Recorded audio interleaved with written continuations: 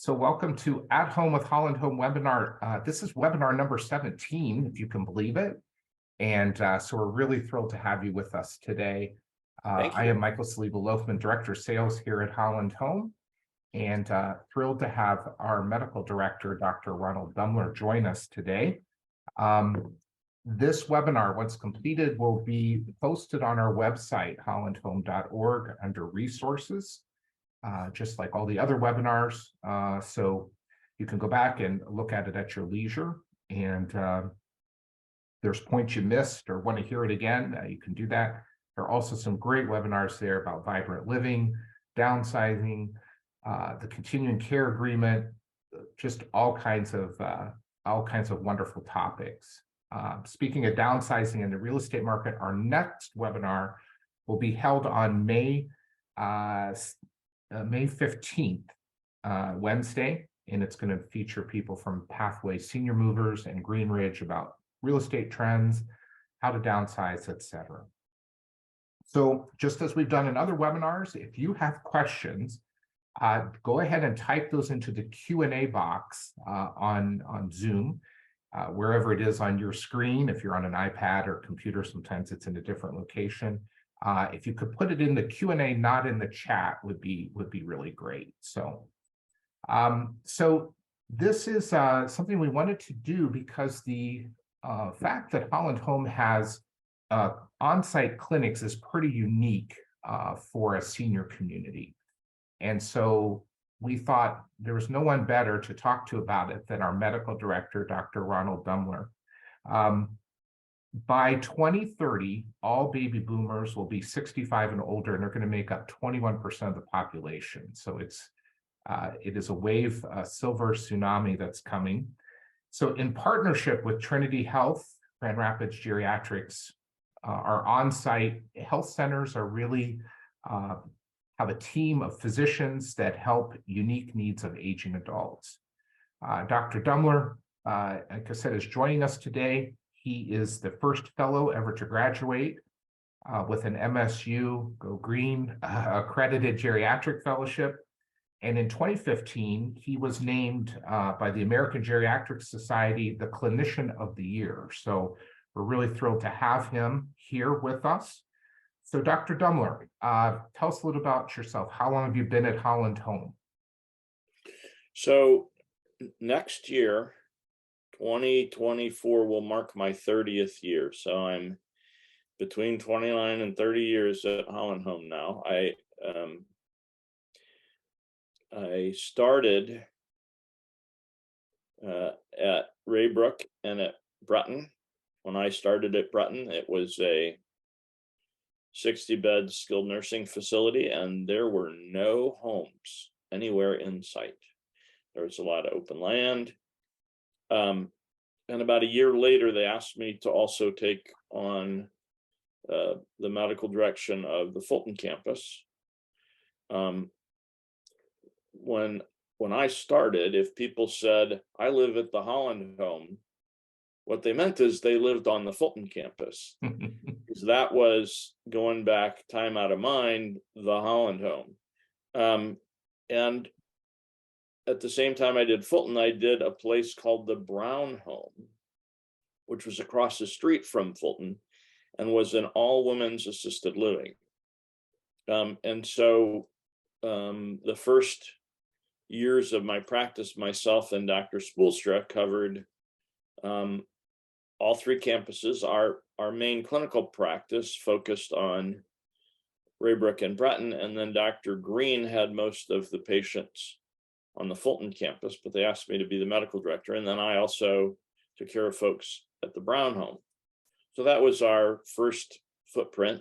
We hired a geriatric nurse practitioner named Glennie Hammersmus. At that point, Glennie's grandparents lived at Raybrook. So we started here in 1994, and then Glennie joined us very quickly, and that was our beginning. And there were just two of us. We slowly but surely added more providers until now there are 6 physicians and 10 geriatric nurse practitioners So tell us a little bit, how do the clinics work? So we have a clinic both at Raybrook and Bretton Sure. Woods.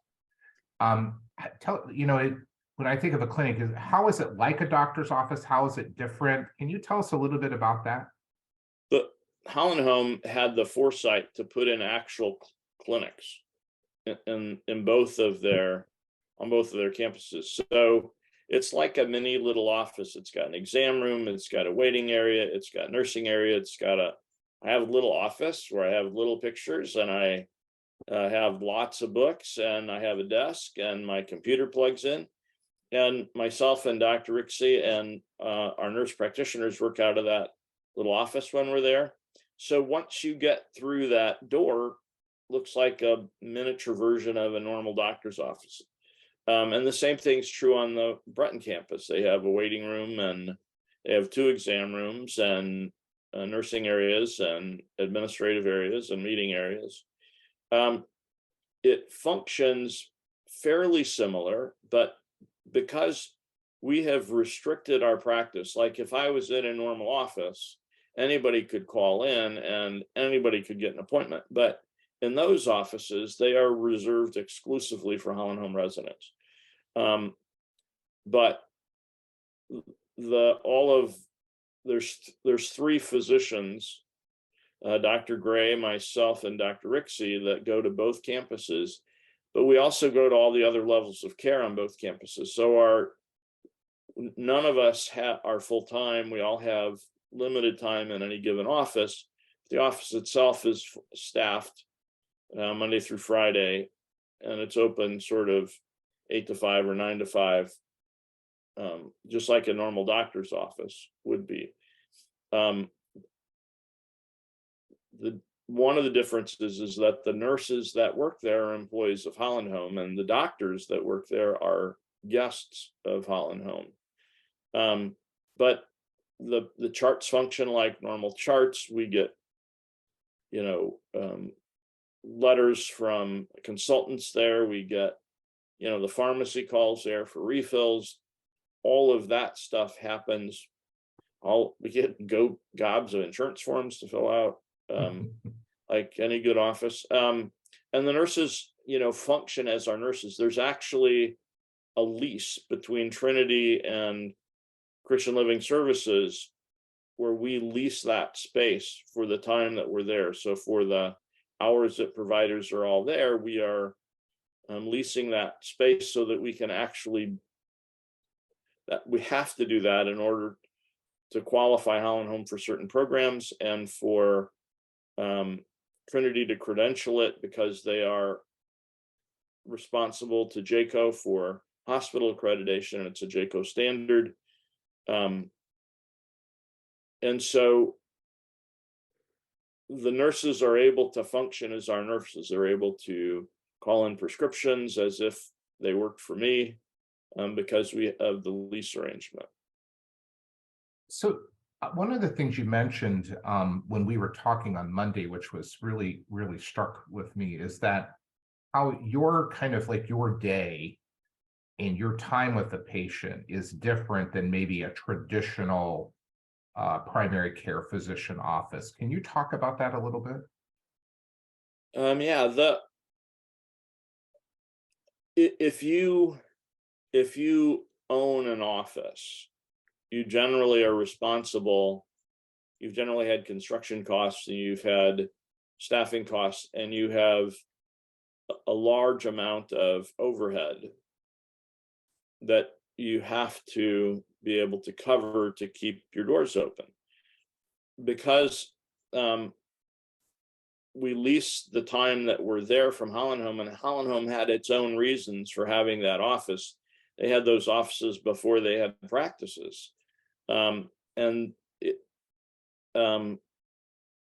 They staff them for their own reasons, because they have other services they provide for all of the residents in the independent living community, whether they're my patients or not. There's certain things that the office will do for them. So they have their own reasons. So I'm not obliged to cover all of their overhead. I only have to cover the overhead related to our lease and my time there, which means that I have more flexibility to spend more time with people. I think that, most offices run on 10 to 15-minute appointment slots, and ours are 30 and 60 minutes for the most part. So we have a much wider apartments. I think it's just me, but because I take calls on people that are pretty darn frail, I'm rarely on time. And that I don't think is any different. At least my doctor in my office, for much of my life, the doctor that delivered my kids was never on time either. And he just said, don't expect me to be on time. And so I learned from him, and I say to people, you probably can't expect me to be on time. The people that come into our offices in either the estates or the Breton Terrace are absolutely the healthiest people in our practice. And so we are sometimes called away to answer calls or to take care of situations in the assisted livings and the skilled nursing areas, which contain significantly frailer folks for the most part. And how would you say, like with you and Dr. Rixey and the other physicians, your skill sets of geriatrics, palliative care, hospice care, having that skill set, how is that really a benefit to residents that are part of the practice?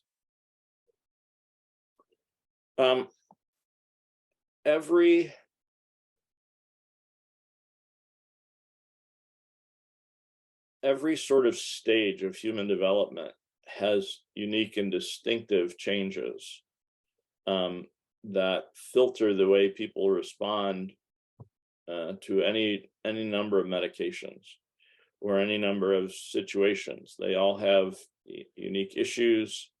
All of my patients are on Medicare. Most of the pediatricians I know, none of their patients are on Medicare.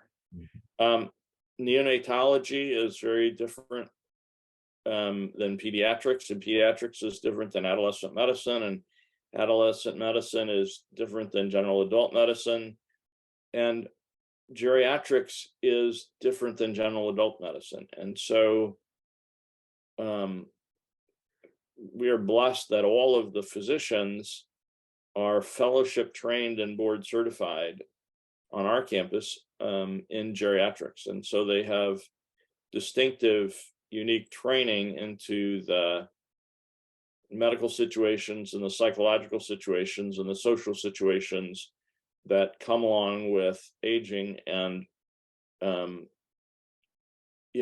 think we talked about that. If you look up geriatrics, even by itself, separates in the National Library of Medicine about literature about the old, and then literature about the oldest old. And so they even subdivide literature into the frailest, most complex domains of life. And all of us are broadly experienced in the care of the oldest old. Yeah. Now, as it turns out, and I think you alluded to this, two of us, Dr. Rixey and myself, are board certified in hospice and palliative medicine, in addition to geriatrics. Now, I was a family doc by trade. Dr. Gray was a family doc. That was our primary specialty. Dr. Rixey was a general internist. That was his primary specialty. And the three of us all have done fellowships in geriatrics. Dr. Rixey and I are also board certified in hospice and palliative medicine. Hospice and palliative medicine as a certified specialty is even newer than geriatrics. And so after we were geriatricians, hospice and palliative medicine developed its certification program, and those of us that had experience were allowed to grandfather in and become board certified, even though we didn't do a fellowship. So we are board certified, but we had not been fellowship trained. There's now Dr. Rixey is the medical director of Geriatrics Fellowship. There's also now a hospice and palliative medicine fellowship. Some of you may have heard of the Trillium Institute, which is another Holland Home program, and Dr. Mulder is the medical director and chief architect of the Grand Rapids Hospice and Palliative Medicine Fellowship. So we have both fellowships to service the needs of older adults. And for most people, at some point, geriatrics and palliative care become sort of entwined, because most people end up wanting to, because of their goals of care, not pursue highly invasive technological medicine to the last minute, and they want to sort of drop back and focus more on comfort care and quality care over the time that they have. And that's what we're equipped to do. Now, Dr. Gray is not formally fellowship trained or certified in hospice and palliative medicine, but she spent many years working for a hospice. She is extremely literate in hospice and palliative medicine. So the three of us have multiple skill sets that serve this population. And the other thing, thank you for sharing that. That's so fascinating, in my opinion. Tell us a little bit about, so you maybe have somebody in your clinic in independent living, and then the patient will move, the resident will move to assisted living, skilled nursing, but then they don't have to keep changing their doctor. You follow them. Can you talk about that a little bit? Well, Holland Home in its wisdom had that as a goal for our practice. They wanted clinicians that would be able to follow patients along the continuum, so that they would have integrated care wherever they moved. And so I usually say to my patients, you can change places, but I'll find you. Wherever you go to live, I'll find you, because I go there too. And so whether you change campuses or whether you stay on the same campus but change levels of care, we're all able to follow people across that continuum.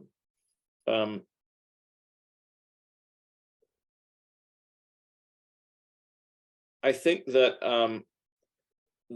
the only place that we generally don't go is if you move to Trillium Woods. They have their own medical staff. We would have the privilege of visiting there and seeing people if they wanted us to keep seeing them, but the day-to-day care is handled by the on-site medical staff on the Trillium campus. Otherwise, we go everywhere Holland Home goes, and we work with Holland Home's hospice, Faith Hospice. We are still the primary care physicians if you go on Faith Hospice, and we collaborate with the home care agency and provide all the oversight of the home care agency if you get home care. So all of the different care processes that Holland Home is able to have in service of his residents, we're able to participate in all of them. I think that's fantastic, especially when your care needs are elevated.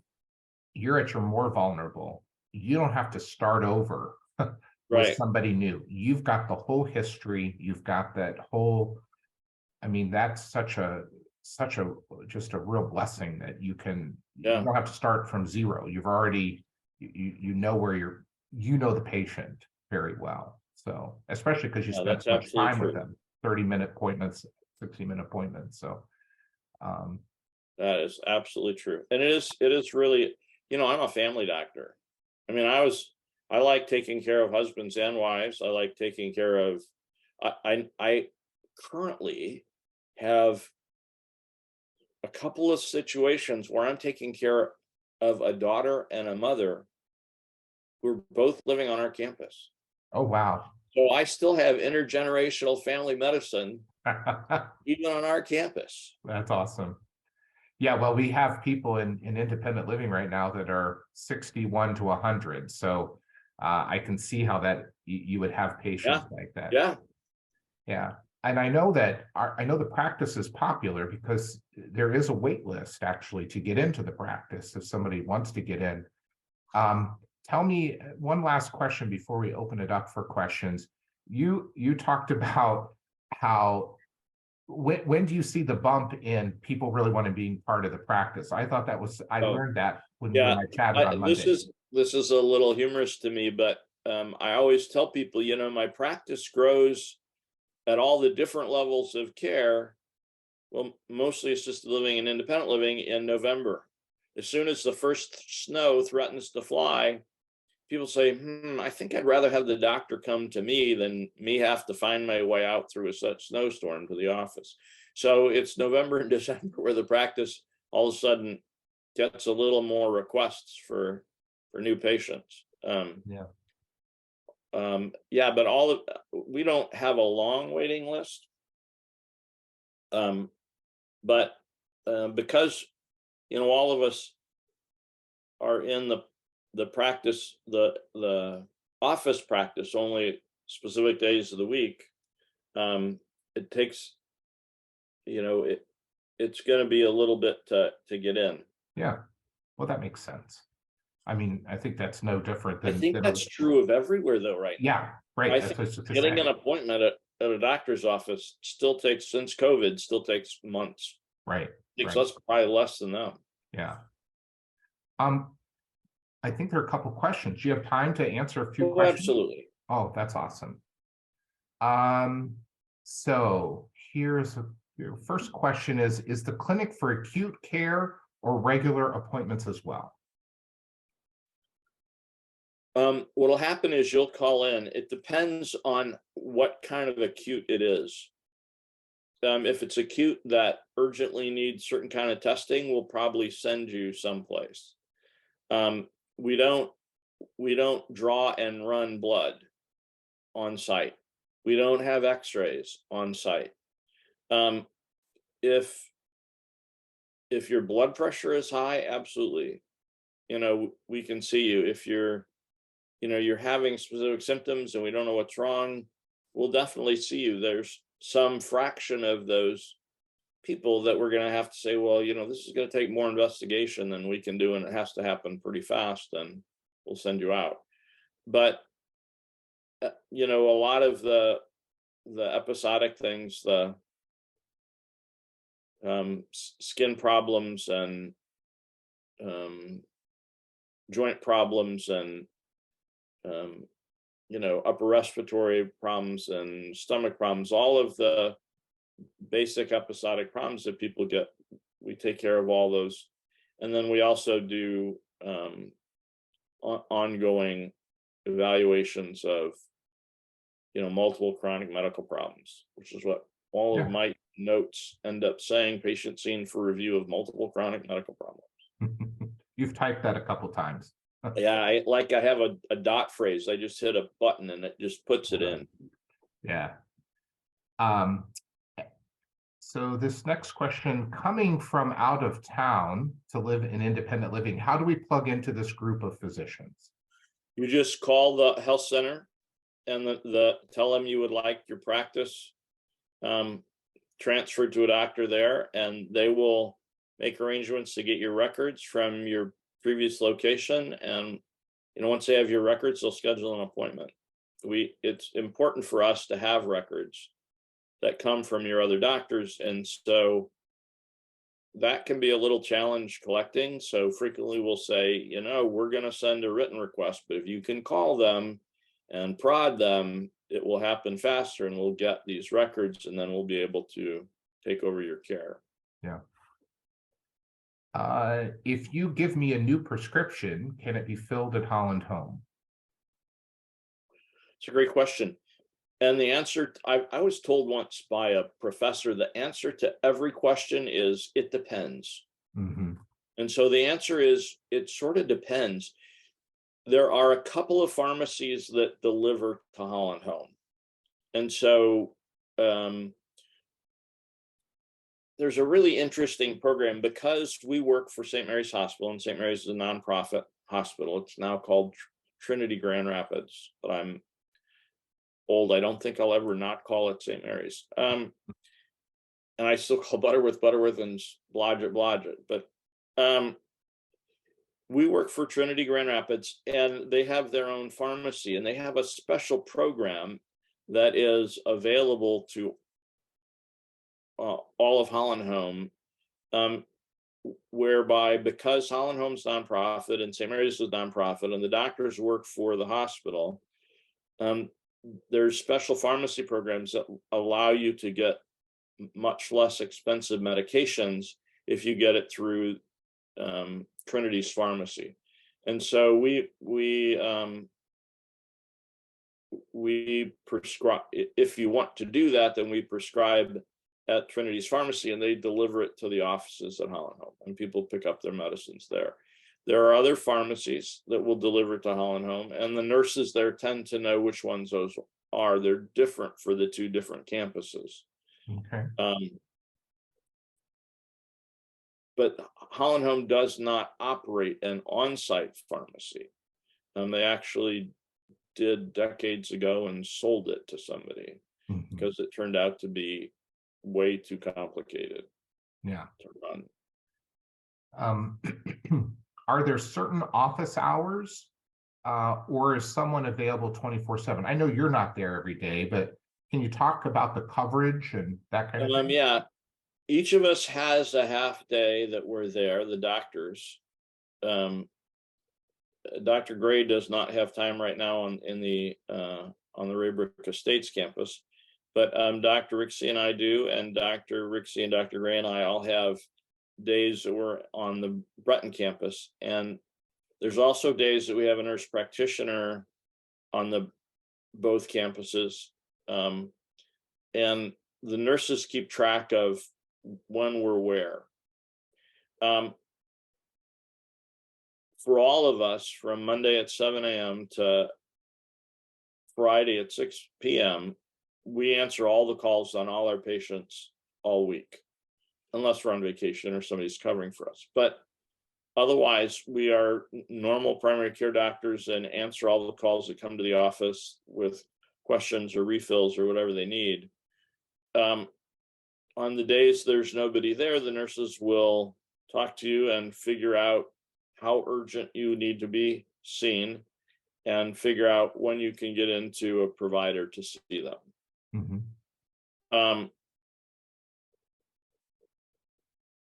The Breton campus, I think, works mostly by, timed appointments. The Raybrook campus, because you're living, basically upstairs from the building,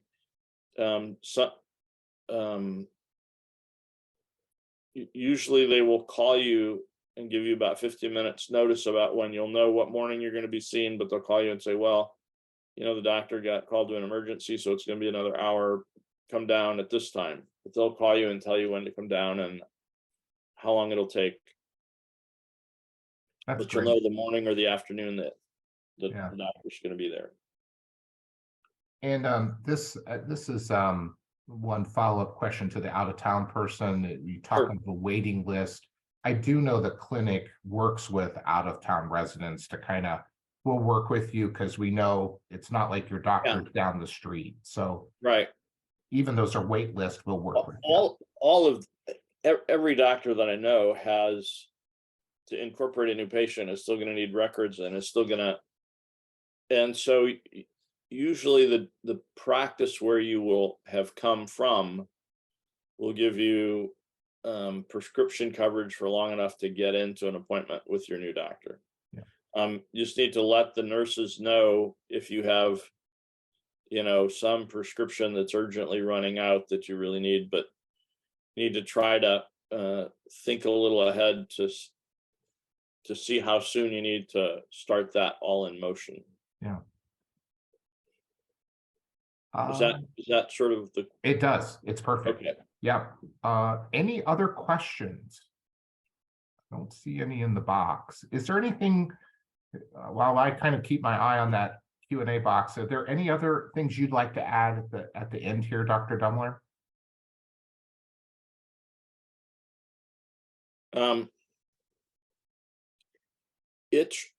It's really stunning. Like, I was the medical director of this practice for for St. Mary's, and I'm heading into my 37th year with them. And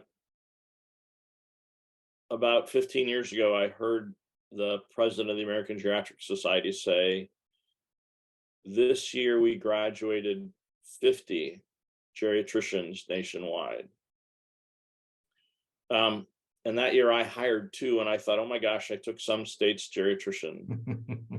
And they're going to have to wait another year before they even get one in their whole state. So the fact that we have 3 board certified fellowship trained geriatricians for our population is just truly staggering. It's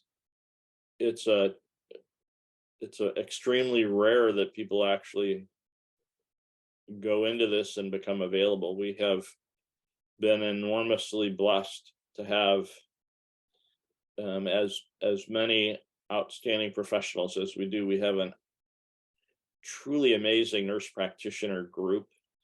They get along, they do outstanding care, they enjoy each other. I'm amazed. We have very little turnover. People generally stay and work for years once they start with us. And everybody always says to me, how did you get this? How did this happen? And my only answer was, well, I pray a lot about this.